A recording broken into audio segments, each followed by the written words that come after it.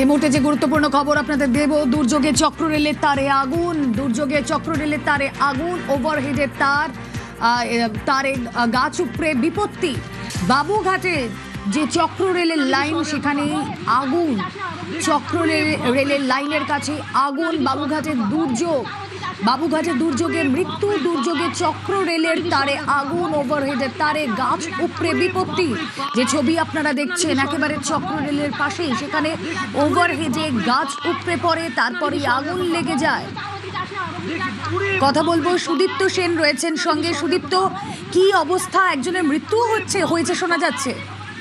দেখো, কলকাতায় একেবারে বলা চলে দুর্যোগ, এবং দুর্যোগের কারণে একেবারে দুর্ঘটনা যেটা দেখা যাচ্ছে যে বাবুঘাটে চক্ররেল এবং চক্ররেলের পাশে দেখা যাচ্ছে যে একদম আগুন লেগে যায়। তার কারণ হচ্ছে যে দুর্যোগ চলছিল, যে ঝড় বৃষ্টি চলছিল, তার জেরেই মূলত গাছ পড়ে এবং গাছ থেকে বৈদ্যুতিক তারের সংযোগ হয় এবং তারপরেই কিন্তু আগুন লাগে, এবং যার জেরে একজনের মৃত্যু হয়েছে বলে খবর।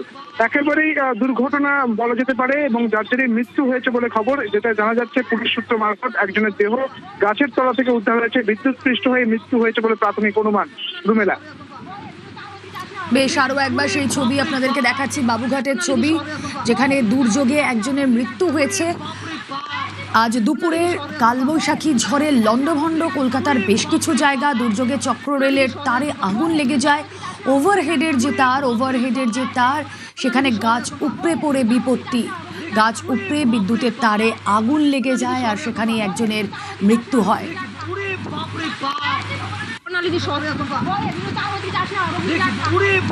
সরাসরি চলে যাব, রৌনক প্রতিনিধি রয়েছেন সঙ্গে। রৌনক, যেখানে ঘটনা ঘটেছে, দুর্যোগে একজনের মৃত্যু পর্যন্ত হয়েছে, কি জানা যাচ্ছে, কি তার পরিচয়? দেখো, এখনো পর্যন্ত তার পরিচয় জানা সম্ভব হয়নি। কিছুক্ষণ আগেই এই প্রবল ঝড় বৃষ্টির কারণে ঠিক আমরা দাঁড়িয়ে আউটরাম ঘাটের কাছে রিভার ট্রাফিক কন্ট্রোল, এখানে যে আউটপোস্ট রয়েছে রিভার ট্রাফিক কন্ট্রোল, তার সামনেই এখানে একটি আম গাছ ভেঙে পড়ে। স্থানীয়দের দাবি যে তিনি আম কোড়াচ্ছিলেন এবং এর ওপরেই রয়েছে চক্র রেলের লাইন। তুমি দেখতে পাচ্ছ এই তারটির সঙ্গে কোনোভাবে গাছের সংযোগ হওয়াতে, বৈদ্যুতিক সংযোগ হওয়াতে আগুন লেগে যায় এবং ঘটনাস্থলেই এই ব্যক্তির মৃত্যু হয়। ইতিমধ্যে পুলিশের যারা আধিকারিকরা এসছেন, যা দেহ উদ্ধারের জন্য, তারা ইতিমধ্যে ঘটনাস্থলে এসে পৌঁছেছেন।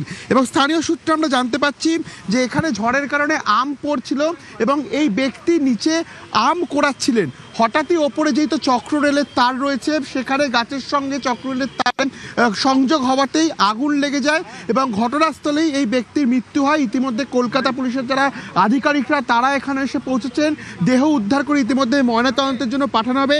একেবারে যে রিভার ট্রাফিক কন্ট্রোলের যে আউটপোস্ট, সেই আউটপোস্টের সামনেই চক্র রেলের যে বৈদ্যুতিক তার সঙ্গে আম গাছের সংযোগের ফলেই এখানে একটি আগুন লেগে যায় এবং জানা যাচ্ছে যে ইলেকট্রিক শর্টের কারণেই কিন্তু ইতিমধ্যে এই ব্যক্তি তার ইতিমধ্যে মৃত্যু হয়েছে এবং তার নাম পরিচয় জানার চেষ্টা করা হচ্ছে পুলিশের তরফ থেকে। আর কিছুক্ষণের মধ্যেই পুলিশের তরফ থেকে দেহ উদ্ধার করে ময়নাতদন্তের জন্য পাঠানো হবে। ধন্যবাদ।